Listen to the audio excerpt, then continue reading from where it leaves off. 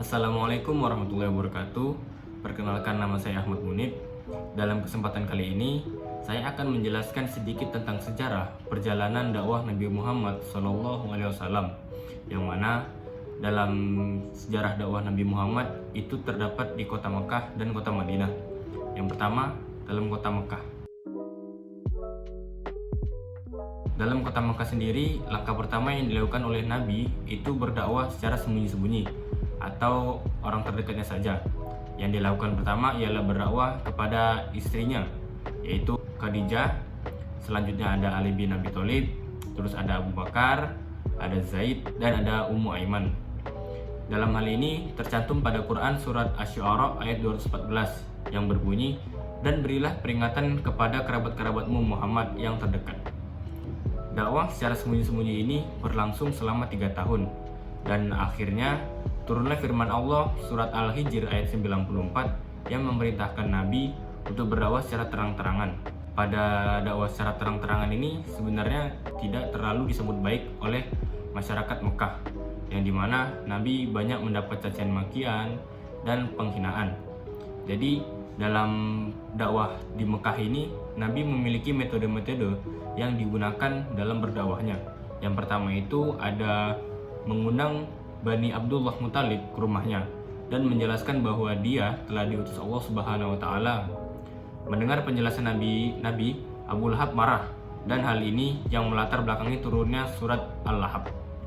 Terus ada metode kedua, yaitu undangan terbuka kepada seluruh masyarakat Quraisy di Bukit Shafa.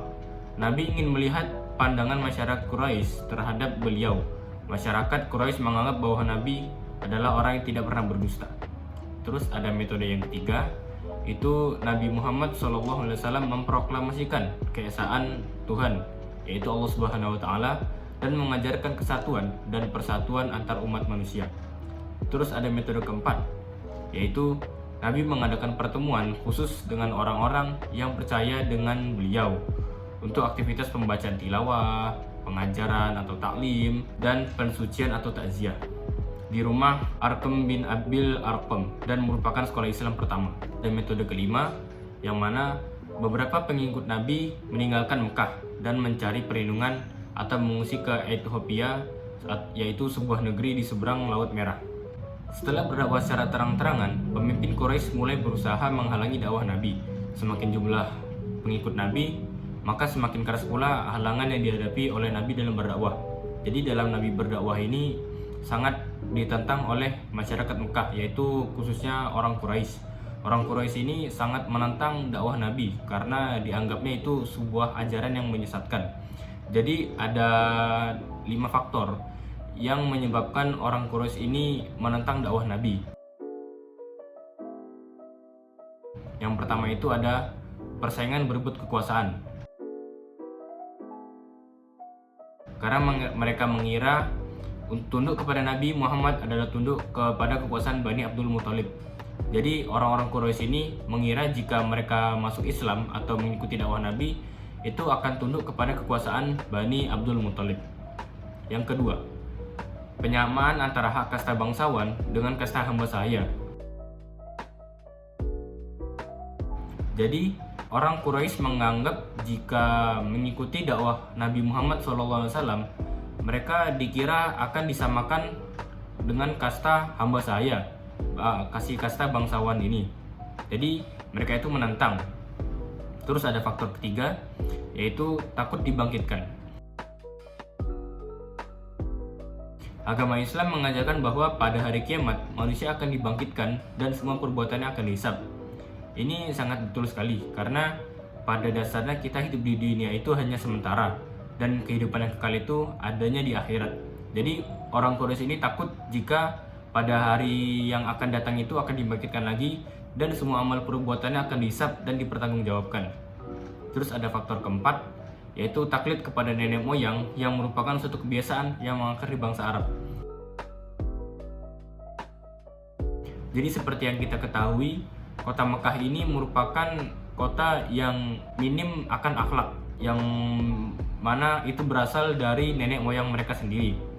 Maka dari itu tujuan dakwah Nabi ini ialah menghapus ajaran-ajaran nenek moyang yang dianggap sesat oleh Nabi. Jadi mereka akan diajarkan oleh sebuah ajaran yang sangat bagus dan sangat benar menurut pandangan Islam. Yang faktor kelima yaitu memperniagakan patung. Ini adalah suatu penyebab materi yang mereka perjualbelikan kepada jamaah-jamaah haji. Jadi seperti yang kita ketahui, masyarakat Mekah itu atau kaum Quraisy ini mereka tidak menyembah Tuhan, melainkan mereka menyembah patung sebagai sarana permintaan mereka atau berdoa mereka. Jadi itu saja sudah sesat itu. Jadi tujuan dari dakwah Nabi ini ialah menghapus kebiasaan-kebiasaan orang Quraisy tersebut, karena penyembahan patung sendiri itu tidak bagus dan hanya Allah lah Tuhan yang satu.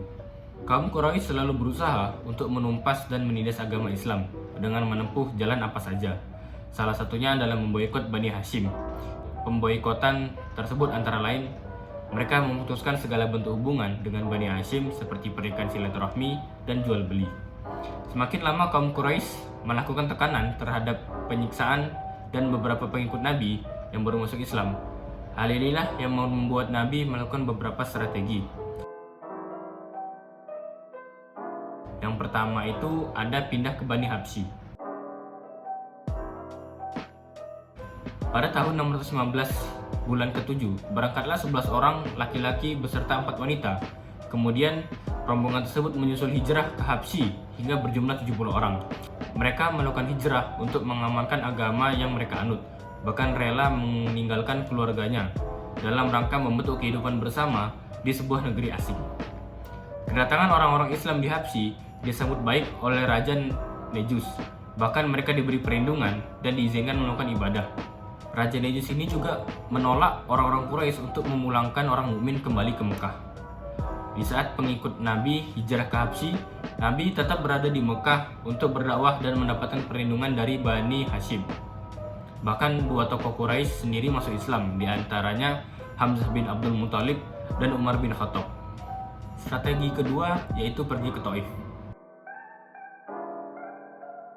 Tahun 10 kenabian dikenal sebagai tahun dukanya Nabi, yang mana pada tahun ini Nabi ditinggal oleh orang yang paling dicintainya, yaitu meninggalnya Abu Thalib, paman Nabi, dan istri Nabi yaitu Siti Khadijah.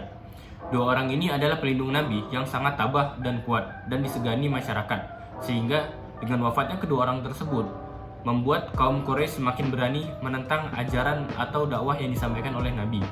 Karena penderitaan yang dialami oleh Nabi semakin hebat, maka beliau berencana memperluas wilayah dakwahnya di luar Mekah seperti ke Taif untuk menyebarkan agama Islam. Di daerah Taif sendiri, Nabi berharap dakwahnya diterima oleh orang-orang Taif, tapi nyatanya tidak. Orang Taif malah mengusir Nabi dalam berdakwahnya. Orang Taif ini menganggap Nabi itu orang gila yang terusir dari Mekah. Strategi ketiga itu ada perjanjian Aqabah.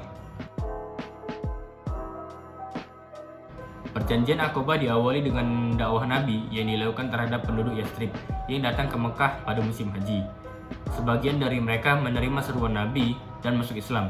Peristiwa ini merupakan titik terang pada perjalanan dakwah Nabi Muhammad SAW.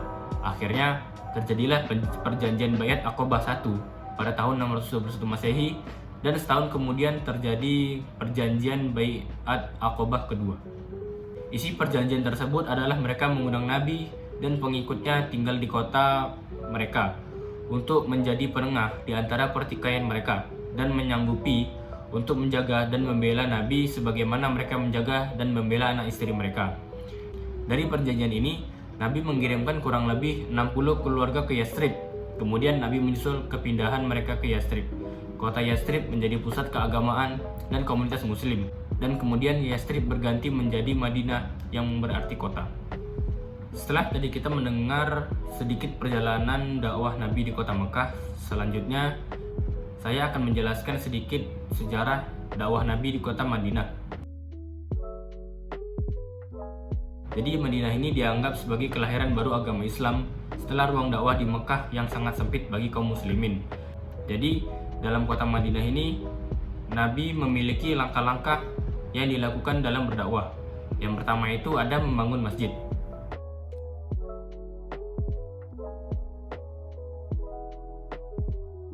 Waktu Nabi Muhammad masuk ke Madinah, penduduk Madinah yang sudah beragama Islam yaitu kaum Ansor banyak mengundang menawarkan rumah untuk beristirahat. Setelah Nabi berhenti di tanah milik kedua anak yatim yaitu Sahal dan Suhail dan dipersilakan oleh Abu Ayyub An-Ansori untuk tinggal di rumahnya. Setelah beberapa bulan Nabi di sana, maka beliau membangun Masjid Nabawi pada sepetak tanah milik kedua anak yatim tersebut. Selain untuk ibadah dan tempat bermusyawarah, Masjid Nabawi Nabi juga berfungsi sebagai pusat pemerintahan. Yang kedua, menciptakan persaudaraan baru. Nabi Muhammad SAW menciptakan persaudaraan baru antara kaum Muhajirin dan kaum Ansor, yang mana dua kaum ini disatukan oleh Nabi sehingga menjadi masyarakat atau penduduk Islam yang sangat luas dan bagus. Yang ketiga, perjanjian dengan masyarakat Yahudi Madinah. Jalinan hubungan ini terwujud dalam bentuk undang-undang atau perjanjian yang kemudian dikenal dengan Piagam Madinah yang tertulis pada 623 Masehi atau tahun kedua Hijriah. Di antaranya dicantumkan perjanjian paling penting, yakni yang pertama, kaum muslimin dan kaum Yahudi hidup secara damai, bebas memeluk dan menjalin agamanya masing-masing. Yang kedua, orang-orang Yahudi wajib memikul biaya hidupnya sendiri dan sebaliknya. Yang ketiga, apalagi salah satu pihak diperangi musuh, maka pihak lain wajib membantu. Yang keempat, di antara mereka saling mengikatkan dan berbuat kebaikan, serta tidak saling berbuat kejahatan. Yang kelima, kaum muslimin dan Yahudi wajib tolong-menolong dalam melaksanakan kewajiban untuk kepentingan bersama. Yang keenam, Bani Yastrib menjadi tanah suci karena perjanjian. Yang ketujuh, Nabi Muhammad adalah pemimpin umum untuk seluruh masyarakat Madinah. Selanjutnya, Nabi berhasil membangun sebuah negara baru yakni Madinah. Secara aklamasi, Nabi diangkat menjadi kepala negara yang diberikan otoritas untuk memimpin dan melaksanakan ketatanegaraan. Nabi menjalankan kekuasaan politik dan militer juga keagamaan. Jadi, itu saja yang dapat saya sampaikan mengenai perjalanan singkat dakwah Nabi yang ada di kota Mekah dan Madinah. Semoga apa yang saya sampaikan bisa bermanfaat, dan apabila ada salah kata mohon dimaafkan. Saya undur diri. Wabillahi taufiq wal hidayah. Wassalamualaikum warahmatullahi wabarakatuh.